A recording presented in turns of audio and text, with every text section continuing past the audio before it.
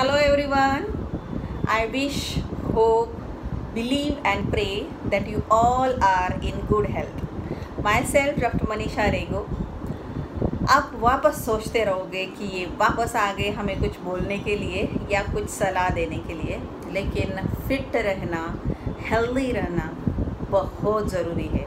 आजकल तो वो नीड हो गया है, हमारी ज़रूरत हो गई है, क्योंकि जब से कोरोना आया है तब से सबको ऐसा है कि मैं फ़िट हेल्दी कैसे रहूं, किस टाइप का खाना खाऊं, किस टाइप का एक्सरसाइज करूं और मुझे कौन सी भी डिसीज़ से बहुत दूर रहना है। तो ये सब की सोच बहुत ही इम्पोर्टेंट थी पहले भी, और अभी सब फॉलो कर रहे उस बात को। तो उसके लिए एक्चुअली सब डॉक्टर्स भी खुश है और करना भी चाहिए। जो हमारे हाथ में है वो हमें ज़रूर करना चाहिए, हमारे बॉडी के लिए, हमारे हेल्थ के लिए, और जो भी हमें लगता है कि उससे हमें फ़ायदा होता है तो उसकी सलाह दूसरों को देनी चाहिए।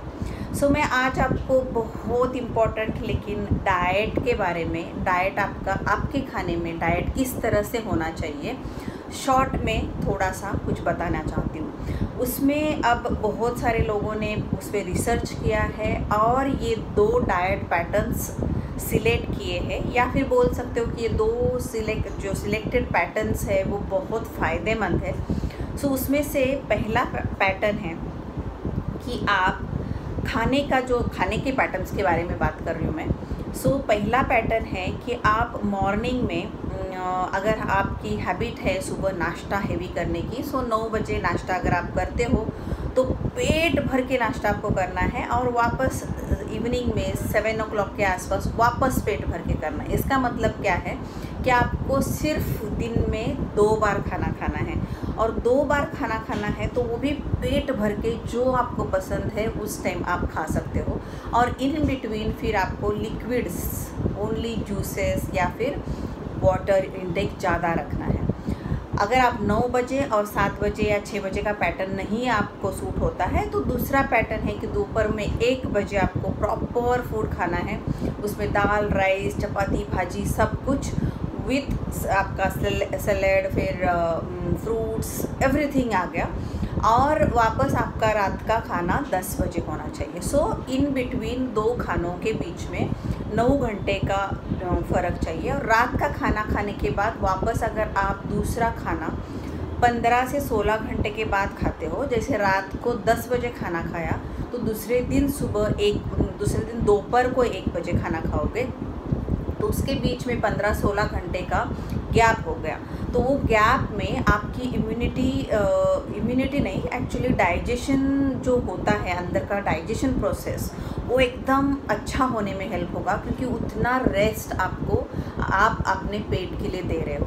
तो उससे क्या होगा कि आप जो भी खाना खाओगे अच्छे से डाइजेस्ट होगा, और जो उस खाने से आपको जो भी मल्टी विटामिन्स मिलने चाहिए वो ऑटोमेटिक आपको मिलेंगे।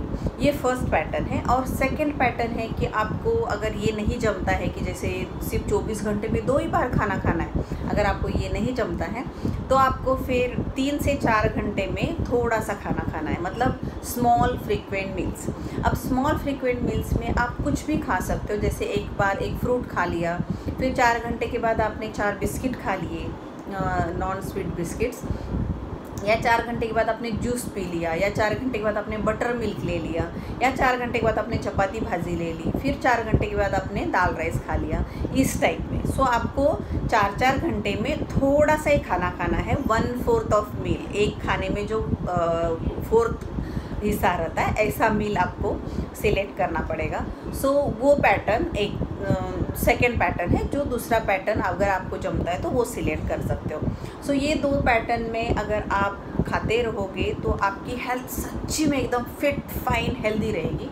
साथ में आपको मैं 2 इम्पॉर्टेंट सलाह देना चाहती हूँ, और वो है कि आप वाइट चीज़ों से दूर रहो।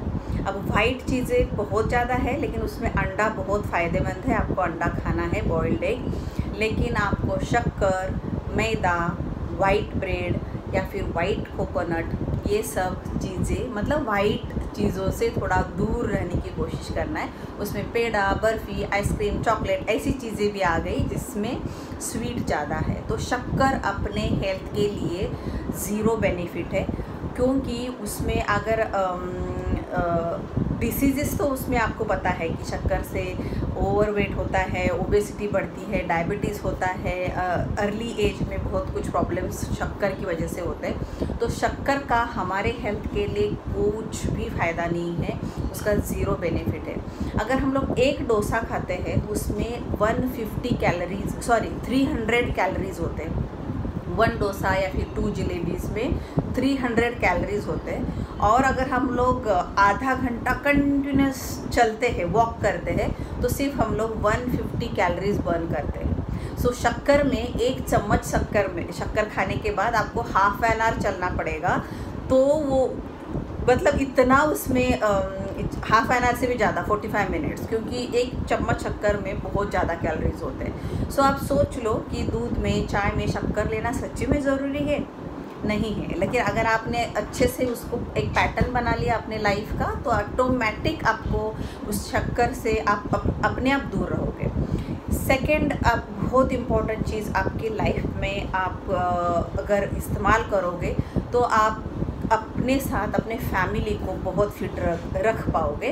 वो है कि आप खाने में, अगर आपके घर में 3 लोग हैं तो आपको सिर्फ़ और सिर्फ 2 लीटर ऑयल यूज़ होना चाहिए। जो भी ऑयल आप यूज़ कर रहे हो, जैसे sunflower, coconut oil, groundnut oil, olive oil, कौन सा भी ऑयल आप अगर यूज़ कर रहे हो, so only 2 litres oil for 3 peoples. पूरे महीने के लिए भी बात कर रही हूँ मैं, पूरे महीने की।